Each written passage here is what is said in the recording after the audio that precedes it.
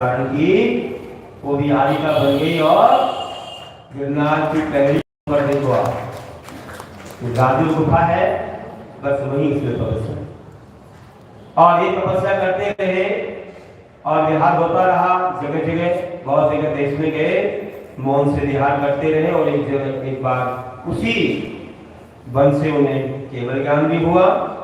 जब समोसन की रचना हो गई तो वह राजमती राजन प्रथम रूप से जाकर के वहां पर गढ़नी का पद पाती है और वहां आदिकाओं के कोटे में सबसे आगे बैठती है।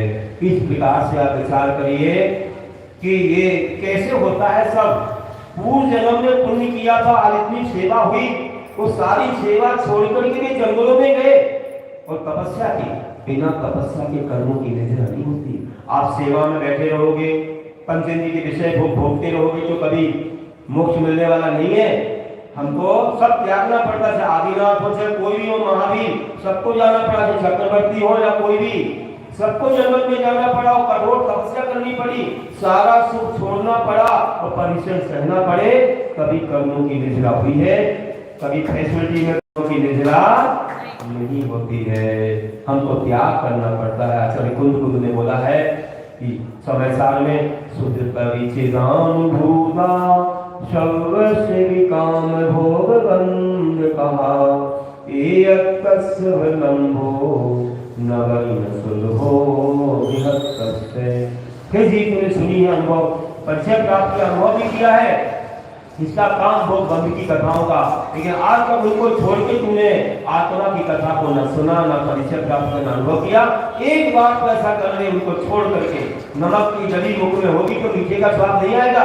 एक बार विषयों को छोड़ना पड़ेगा, तब सही आत्मा का स्वाद आएगा। बिना विषयों को छोड़े कितने बार समय साठ पढ़ लो तो भी स्वाद आने वाला नहीं, अनुभव होने वाला नहीं है। हमारे गुरु आचार्य ज्ञान सागर जी महाराज जी ने बोला, जो महाकवि थे, कि दो मुख पंथी चले न पंथा, दो मुख सुई चले न कंथा, दो बात नहीं होते सयाने, विषय भोग अरु मोक्ष जाने। बताओ, दो मुख होंगे तो पंथी कैसे चलेगा? यहाँ जाके यहाँ भागे कैसे चल पाए? दो मुख सुई कंथा बस में कैसे सुएगी? और विषय भोग भी हम ना छोड़े और मोक्ष भी मिल जाए, ऐसा होगा क्या? ऐसा कभी नहीं होता है, एक चीज को छोड़ना ही पड़ता है। तो आचार्य जी ने बोला, देखो कई लोग बोलते हमने 108 बार समय सार पढ़ लिया, कई क्या बोलता हमने 108 बार समय सार पढ़ लिया।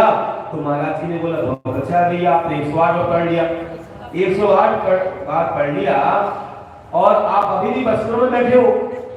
मैंने एक बार पढ़ा और मेरे बस उतर गए और तुमने 108 बार पढ़ा है, तुम्हारे बस नहीं उतर गए। अंतरंग से नहीं पढ़ा तुमने, प्रैक्टिकल नहीं किया, केवल थ्योरेटिकल चला, ऐसे काम होने वाला नहीं है। इसको जीवन में उतारना पड़ेगा। मुमुक्षु बनो, भुभुक्षु बनो। भुभुक्षु बोलते भोग को मुक्षु, भुभुक्षु भोग की इच्छा रखता भुभुक्षु होता है। तो कबूल कर वो कितना भी आप भगाओ तो भगता नहीं। पिंजरे में अगर ज्वार का दाना है तो भी बहुत है, नहीं भी है तो भी है, बैठ जाएगा वहां जाकर, भगाओ तो भी भागेगा। और तोते को आप पिंजरे में रखो, चाहे अमरूद खिलाओ, चाहे गुलाब जामुन खिलाओ, चाहे खीर खिलाओ, तो कहता है कि कब खिड़की खुली मिले और मैं यहाँ से उड़ जाऊं। तोते के समान होते हैं कौन? मुनिराज मुमुक्षु, मोक्तुम इच्छु मुमुक्षु, जो मोक्ष की इच्छा रखते हैं मुमुक्षु है। तोते के समान उड़ना चाहते, एक बार घर छोड़ दिया तो फिर घर लौट कर नहीं जाते हैं कि हम फिर घर में ऐसे आहार करने तो जा सकते हैं, लेकिन पड़गांव तो नौका ऐसे नहीं जाएंगे घर में रहने के लिए, क्योंकि वे तोते के समान है। एक बार छोड़ दिया तो तोता फिर देखता नहीं लौट करके, और कबूतर को कितना भी उड़ाओ फिर भी वही आता है।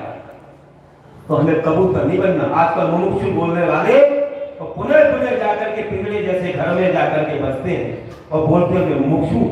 अरे मुमुक्षु एक बार मुमुक्षु छूट गया तो दोबारा विषयों में नहीं जाता है, और मुमुक्षु बार बार भोग करने की इच्छा रखता है। हमें कबूतर नहीं बनना, हमें तो तोते के समान उड़ जाना है और फिर उन्हें नहीं देखना चाहिए। ऐसे होते हैं महान। तो बंधुओं, हमारे तीर्थंकर निकल गए, हमने काम किया। गुरु महाराज ने कहा देखो हमने छोड़ दिया एक बार